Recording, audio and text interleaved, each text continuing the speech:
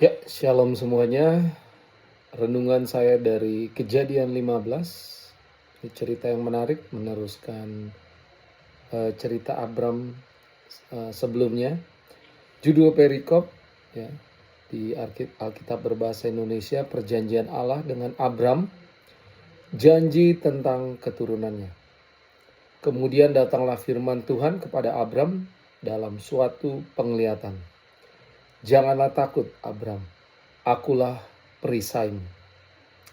Upahmu akan sangat besar.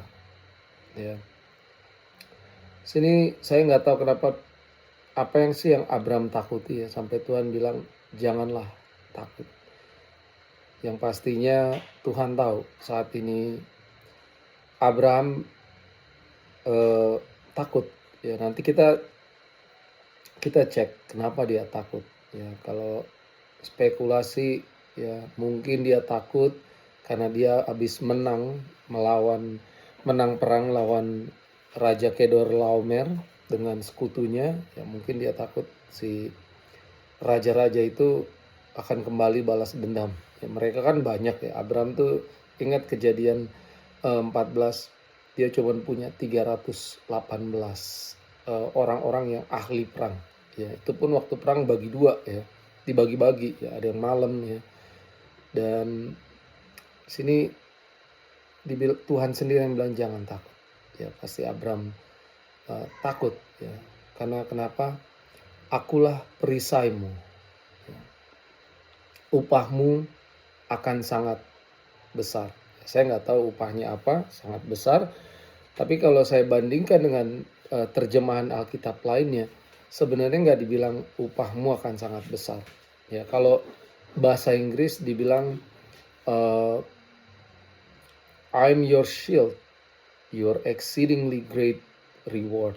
Ya, ini King James ya, dibilang gitu. Kalau NIV-nya berkata gini, I'm your shield, sama akulah perisaimu, your very great reward.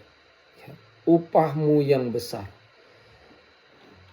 Jadi semuanya bilang upahmu yang besar, bukan upahmu akan sangat besar. Akulah perisaimu, upahmu yang besar. Jadi kalau kita baca yang ini bahasa Indonesia terjemahan baru, akulah perisaimu, upahmu akan sangat besar, seolah-olah nanti Tuhan tuh kasih upah, ya. Upah apa? Materi atau apa? Ya, itu seolah-olah artinya jadi begitu, ya. Tapi terjemahan-terjemahan lain, ya, bilangnya akulah perisaimu, upahmu yang sangat besar. Jadi ternyata upahnya itu adalah Tuhan sendiri. Ya, ini luar biasa. Banyak sekali orang kalau mikir upah itu seperti kalau kita kerja ya dapat gaji. Jadi semuanya materi. Dan di sini Tuhan sendiri yang bilang sama Abram, saya ini perisaimu Abram. Nggak ada orang yang bisa melawan kamu. Ya, dan sayalah upahmu yang besar. Ya, kalau sampai kita bisa tangkep konsep ini, di mana cuman Tuhan yang jadi upah kita yang sangat besar, lebih besar dari semua yang berbentuk materi, kesehatan sekalipun, ya, biarlah Tuhan itu menjadi upah kita yang sangat besar. Ya, hadirat Tuhan, penyertaan Tuhan, sukacita, damai sejahtera, semuanya ya, itu upah yang paling besar, yaitu Tuhan sendiri ya. Dan kita lanjut ya. Abram menjawab ayat 2, ya Tuhan Allah, apakah yang akan engkau berikan kepada? Ya, ini kayak transaksi jadi Abram nih. Which is okay, kalau sama Tuhan kita harus terbuka ya. Jangan sama Tuhan tertutup, sama orang lain terbuka. Sama orang lain gosip-gosipin yang gak benar, tapi begitu sama Tuhan kita sunyi, senyap ya. Mirip ceritanya Daud, begitu sama Tuhan kalau dia berdoa, dia ungkapkan semua isi hatinya ya. Biar Tuhan yang koreksi. Tapi begitu sama orang lain dia gak pernah ngomongin orang lain yang jelek-jelek ya. Gak pernah gosip lah istilahnya. Karena aku akan meninggal dengan tidak mempunyai anak. Dan yang akan mewarisi rumahku ialah Eliezer orang Damsyik itu. Ini Eliezer ini budaknya lah ya. Servantnya Abram. Jadi ini toh ternyata. Waktu Tuhan bilang jangan takut, ternyata ini dia. Kenapa Tuhan bilang sama Abram jangan takut. Ayat 3 lagi kata Abram, engkau tidak memberikan kepadaku keturunan, sehingga seorang hambaku nanti menjadi ahli warisku. Tetapi datanglah firman Tuhan kepadanya, demikian, orang ini tidak akan menjadi ahli warismu, ya si Eliezer ini, melainkan anak kandungmu, dialah yang akan menjadi ahli warismu. Ya. Abram bapak orang beriman, ya.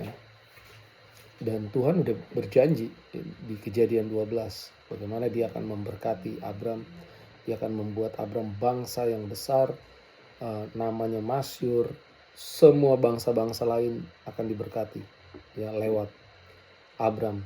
Tapi di sini dia mungkin karena dia habis capek, habis perang, wajar aja kadang kita kalau fisik kita dalam keadaan letih, lemah ya, pikiran-pikiran kita juga jadi kayak bertanya-tanya kayak gini sama Abram ya, aku akan meninggal, tahu dari mana, umur itu di tangan Tuhan ya, dan gak punya anak ya. Jadi sesuatu yang bagi saya wajar. Abram juga manusia sama seperti kita, punya doubt, punya keraguan ya, dan dia udah merasa dia berumur tapi belum punya keturunannya. Apa ada teman-teman yang merasa seperti Abram, pernah meragukan janji Tuhan ya, apalagi kalau janjinya nggak jelas ya, penggenapannya kapan, nggak ada timeline, nggak ada waktu yang di set ya, misalnya dalam waktu 10 tahun, dalam waktu 20 tahun minimal ada waktunya. Ini enggak ya. Dan secara pribadi saya juga rasakan ini ya, setelah kami menantikan janji Tuhan, berdoa terus minta punya anak, akhirnya setelah tahun ke-14 Tuhan kasih. Sebenarnya sesuatu yang banyak orang juga rasakan ya, bahkan kita sampai sebenarnya udah enggak ya, saya berdua dengan istri cuma bilang ya Tuhan, mungkin umur kita udah lanjut ya, secara kalau sekarang ya Abraham sini mah masih umur 70-an ya. Umur sekarang kalau udah 45 ke atas mau punya anak kan susah ya. Jadi kita kayak udah pasrah, udahlah terserah Tuhan. Tuhan kasih anak, puji Tuhan, kita akan terus melayani Tuhan. Tuhan nggak kasih anak pun kita akan puji Tuhan, kita akan terus setia sama Tuhan. Sekali Yesus tetap Yesus, tapi karena kasih karunia Tuhan aja kita akhirnya punya keturunan yang lama kita doakan ya. Dan inilah yang Abram rasakan ya. Jadi Tuhan langsung bilang sama Abram, enggak, bukan si Eliezer ya yang jadi ahli waris. Warismu nanti adalah anak kandungnya ya. Saat itu anak kandungnya belum ada ya. Dan mana tadi? Oke. Ayat 4, ayat 5 ya. Lalu Tuhan membawa Abram keluar serta berfirman ya, coba lihat ke langit, hitunglah bintang-bintang, jika engkau dapat menghitungnya. Maka firman-Nya kepadanya, demikianlah banyaknya nanti keturunanmu ya.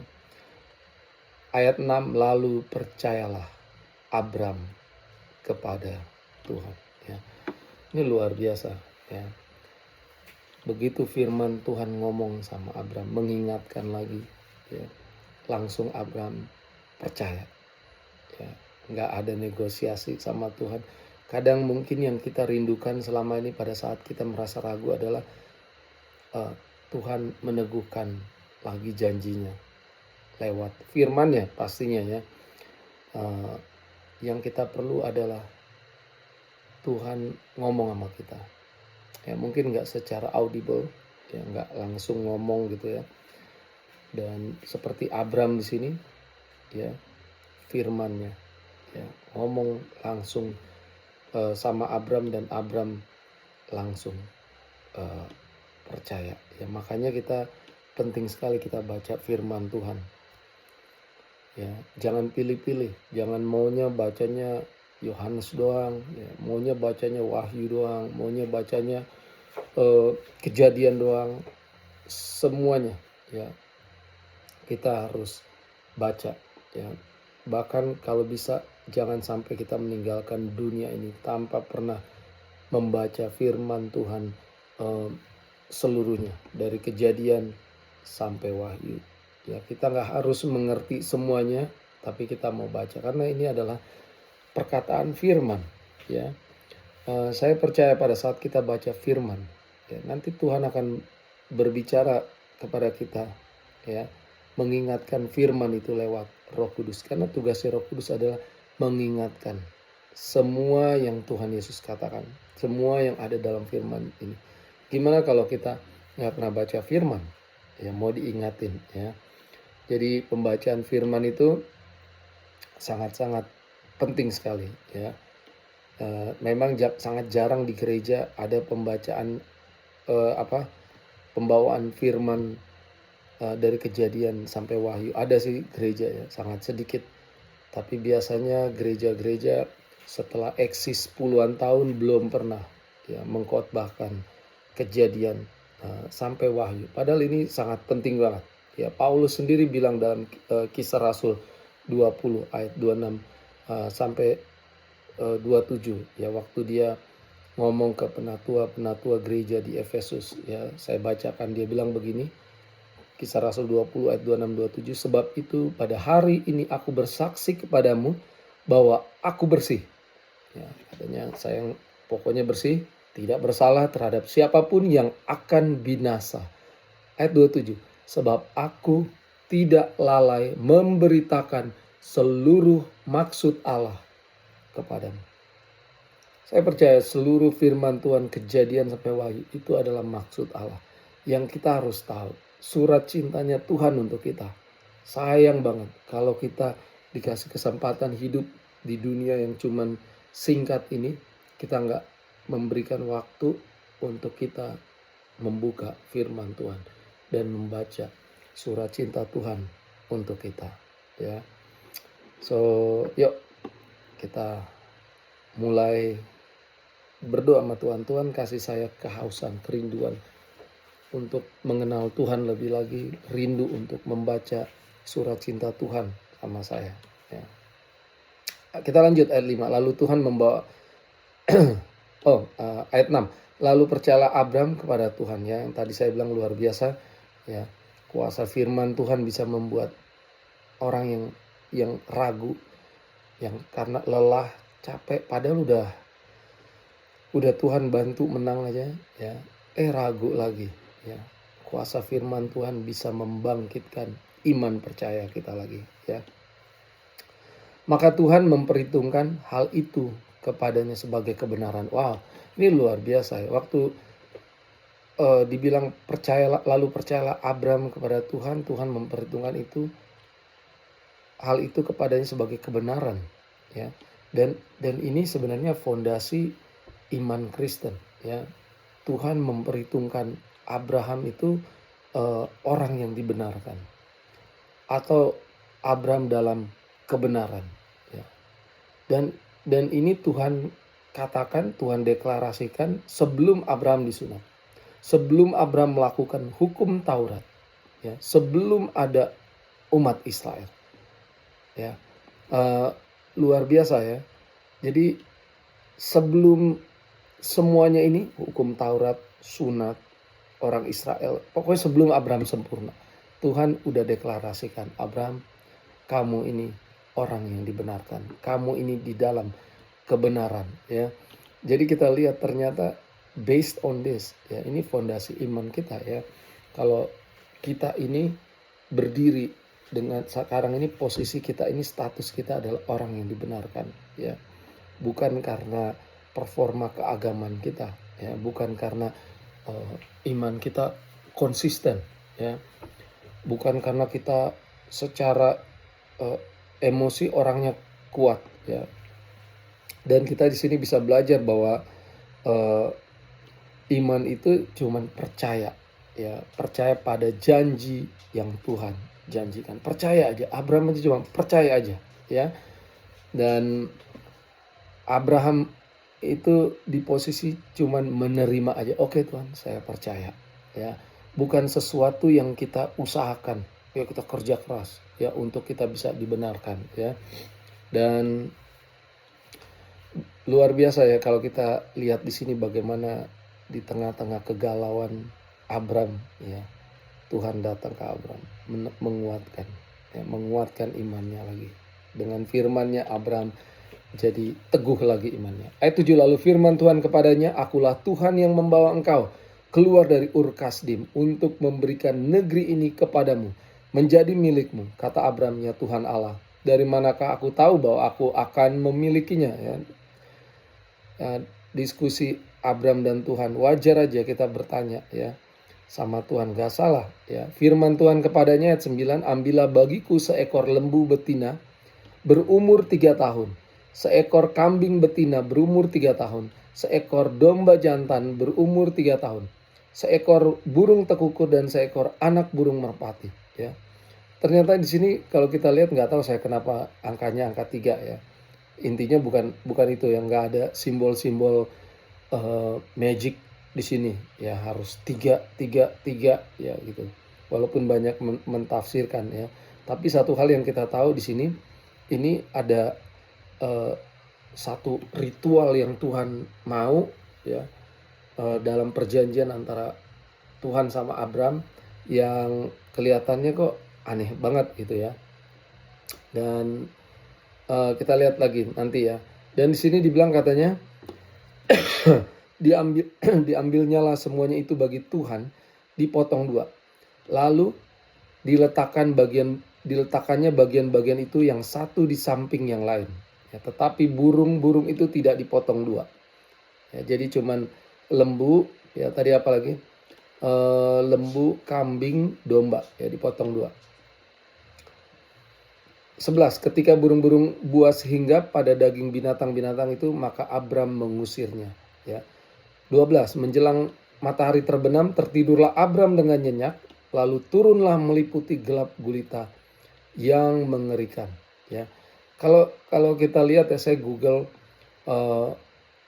kayak kenapa harus dibelah-belah 2 gini ya. Ini ternyata ini memang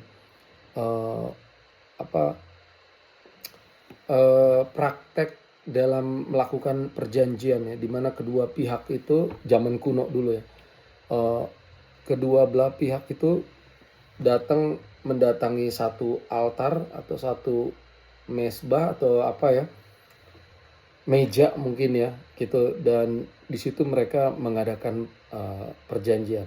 Jadi kalau ada salah satu pihak yang melanggar, maka yang melanggar ini akan jadi seperti kebelah 2 ini gitulah ya. Dan lucunya apa yang terjadi ya, ayat 13. Firman Tuhan kepada Abram, ketahuilah dengan sesungguhnya bahwa keturunanmu akan menjadi orang asing dalam suatu negeri yang bukan kepunyaan mereka.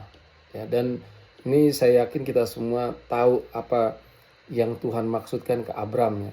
Karena Abram ini kan Tuhan kasih kayak nubuatan yang akan terjadi di masa depan. Kita enak tinggal baca firman ya. Jadi kata Tuhan kepada Abram, ketahuilah dengan sesungguhnya bahwa keturunanmu akan menjadi orang asing dalam suatu negeri yang bukan kepunyaan mereka, dan bahwa mereka akan diperbudak dan dianiaya 400 tahun lamanya. Ini luar biasa nubuatan, dan ini digenapi persis 400 tahun. Tuhan tuh detail banget ya. Tetapi bangsa yang akan memperbudak mereka akan kuhukum, dan sesudah itu mereka akan keluar dengan membawa harta benda yang banyak. Wah, menarik. Nanti kita akan lihat di Keluaran ya. Tetapi engkau akan pergi kepada nenek moyangmu dengan sejahtera. Engkau akan dikuburkan pada waktu telah putih rambutmu. Tetapi keturunan yang keempat akan kembali ke sini, sebab sebelum itu kedurjanaan orang Amori itu belum genap. Ya. 17, ketika matahari telah terbenam dan hari menjadi gelap, Maka kelihatanlah perapian yang berasap beserta suluh yang berapi lewat di antara potongan daging itu, ya. Nah tadi tunggu, saya kayaknya ada yang ayat 12 nih saya ini. Menjelang matahari terbenam tertidurlah Abram dengan nyenyak. Jadi waktu Abram ketiduran nyenyak itu Tuhan berfirman tentang bangsa Israel yang nanti akan diperbudak. Ya, ini luar biasa. Ya, padahal harusnya dua belah pihak itu mendatangi meja, ya altar, dan mereka mengadakan perjanjian. Jangan sampai ada satu pihak yang melanggar. Kalau enggak nanti yang melanggar akan terbelah dua gitu ya. Abram malah tidur nyenyak, ya. Dan cuman Tuhan, ya, yang disimbolkan di sini kita lihat ayat 17-nya, ya. Disimbolkan sebagai perapian yang berasap beserta suluh yang berapi lewat di antara potongan daging itu. Wow. Jadi ini perjanjiannya sebelah pihak sebenarnya, karena si Abram itu ketiduran, tidur lelap lagi, tidur nyenyak, ya. Cuman Tuhan yang ada di altar, ya, yang ada dekat altar, ya. Dan karena Abram ini tidur, ya, saya nggak tahu kalau dua buat covenant perjanjian, yang satu tidur, yang satu ada di dalam di meja perjanjian atau di altar ini, ya. Jadi kita bisa lihat Abram ketiduran, nggak ada kontribusinya, ya, cuman Tuhan sendiri, ya. Dan kita bisa lihat di sini, ya, bahwa cuman Tuhan yang bertanggung jawab, ya, di dalam covenant ini, di dalam perjanjian ini, dan Tuhan yang harus menepati janjinya, ya. Cuman dari satu pihak, karena si Abram sini lagi tidur nyenyak, ya. Yang kayak tadi saya bilang, mungkin dia kecapean, ya, habis perang, ya. Dan kita bisa lihat, ya, semuanya Tuhan di sini, ya. Dan penggenapan perjanjian juga itu tergantung sama Tuhan, ya. Abram cuman bisa tidur, ya. Dan ini luar biasa, ya. Ini menggambarkan bahwa hubungan kita sama Tuhan itu hanya bersandar pada kasih setia Tuhan aja sama kita. Ya, firman Tuhan bilang pada saat kita setia, Tuhan setia. Saat kita nggak setia pun, Tuhan itu setia, ya. Ayat 18, pada hari itulah Tuhan mengadakan perjanjian dengan Abram serta berfirman, kepada keturunanmu lah kuberikan negeri ini, mulai dari sungai Mesir sampai ke sungai besar itu, sungai Efrat. Nah ini dia, ini tanah perjanjian yang Tuhan kasih ke Abram, ya. Teman-teman bisa buka peta dunia sekarang yang modern, ya. Dibilang gini, kepada keturunanmu lah kuberikan negeri ini, mulai dari sungai Mesir sampai ke sungai yang besar itu, sungai Efrat, yakni tanah orang Keni, orang Kenas, orang Kadmon, orang Het, orang Feris, orang Refaim, orang Amori, orang Kanaan, orang Girgasi, dan orang Yebus itu, ya. Teman-teman silakan Google, ya, nanti di fase-fase berikutnya dikasih tahu, ya, tanah perjanjian yang Israel sekarang berada ini itu tidak seluas yang Kejadian 15 ini kasih tahu, ya. Di sini bilang sungai Mesir aja itu bagian dari tanah perjanjian, ya, luar biasa, ya. Saya rasa itu yang saya dapat dari Kejadian 15, ya. Kejadian 15 ini kita belajar lagi tentang Bapa beriman untuk segala bangsa, di mana iman itu cuma percaya sama Tuhan aja, sekalipun buktinya belum kelihatan, belum jelas, ya. Iman itu bukan berarti semuanya akan gampang, ya. Kadang iman itu ada keraguan juga, ya. Ini seperti yang Abram uh, rasakan. Ya, Tuhan udah berjanji. Abram bilang, Tuhan saya udah mau mati nih, nggak ada keturunan, ini budak saya yang ini. Tuhan firman Tuhan ingatkan lagi, enggak, anak kandungmu. Ya, dan kita bisa lihat waktu Abram percaya, Tuhan memperhitungkan itu sebagai kebenaran. Ya, cuman percaya aja. Abram tidak membuktikan apa-apa.